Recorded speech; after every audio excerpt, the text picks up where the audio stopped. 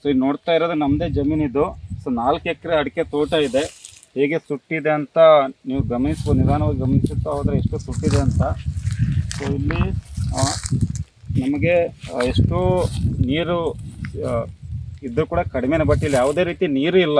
So ಇದರಿಂದ ತುಂಬ ನಮ್ಮದು 4 ಎಕರೆ ಜಮೀನು ಕೂಡ ಹಾಳಾಗಿದೆ. ಸೊ ನಾವಿಲ್ಲಿ ಟೋಟಲಾಗಿ 9 ಬೋರನ್ನು ಹೊಡೆದಿದ್ದೇವೆ. ಸೊ ಒಂದು ವಾರದ ಹಿಂದೆ ನಾವಿಲ್ಲಿ ಒಂದೇ ಜಾಗದಲ್ಲಿ 3 ಬೋರನ್ನು ಹೊಡೆದಿದ್ದೇವೆ. ಮೊದಲನೇದಾಗಿ ಇದೊಂದು ಇಲ್ಲಿ ನಾನು ಹಿಂದೆ ಕಾಣಿಸ್ತಾ ಇರೋ ಒಂದು ಬೋರು. ಸೊ ಇದರಲ್ಲಿ ನಮಗೆ ಒಂದು ಹನಿ ನೀರು ಕೂಡ ಸಿಗಲಿಲ್ಲ.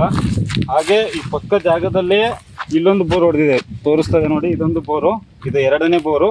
ಸೊ ಇಲ್ಲಿ ಕೂಡ ಒಂದು ಹನಿ ಕೂಡ ನೀರಿಲ್ಲ. ಹಾಗೆ ಇಲ್ಲಿ ಕೂಡ ಇಲ್ಲೊಂದು ತೋರಿಸ್ತಾ ಇದೆ 3ನೇ ಬೋರು. ಸೊ ಇಲ್ಲಿ ಕೂಡ ಒಂದು ಹನಿ ಕೂಡ ನೀರಿಲ್ಲ. ಸೊ ಇದು ಒಂದು ವಾರದ ಹಿಂದೆ ನಾವು ಬೋರ್ವೆಲ್ ಮಾಡಿಸಿದ್ವಿ, Chhatra ground water solution Kundapur. So ಅಲ್ಲಿಂದ ಇಲ್ಲಿ ಬಂದುಬಿಟ್ಟು ಅವರು ನಮಗೆ 8 ತಾಸು ಕೆಲಸ ಮಾಡಿಬಿಟ್ಟು ನಮಗೆ ಈ ಒಂದು ಪಾಯಿಂಟ್ ಕೊಟ್ಟಿದ್ದಾರೆ. ಸೊ ಆಲ್ರೆಡಿ ಹೇಳಿದಾಗ 5 ಬೋರ್ವೆಲ್ಸ್ ಇಲ್ಲೇ ಫೇಲಿಯರ್ ಆಗಿದೆ ನಿಯರ್ ಬೈ. ಟೋಟಲ್ ನಮ್ಮದು 9 ಬೋರ್ ಫೇಲಿಯರ್ ಆಗಿದೆ. ಸೊ ಕೊನೆಯದು ಬೋರು ತೋರಿಸಿದಂಥ ಇದು. ಸೊ ಇದೆಲ್ಲ ನೀರು ಹರಿದಿರೋಂಥ, ಬೋರ್ ಹೊಡೆಯುವಾಗ ಹರಿದಿರೋಂಥ ನೀರು ಇದು.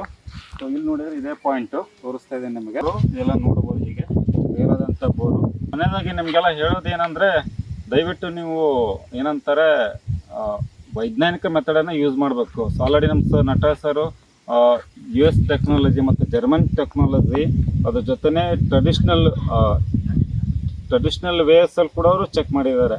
ಸೊ 3-4 ಟ್ರೆಡಿಷ್ನಲ್ ವೇಸ್ ಕೂಡ ಇಲ್ಲಿ ಚೆಕ್ ಮಾಡಿದ್ದಾರೆ with technology, German plus US technology.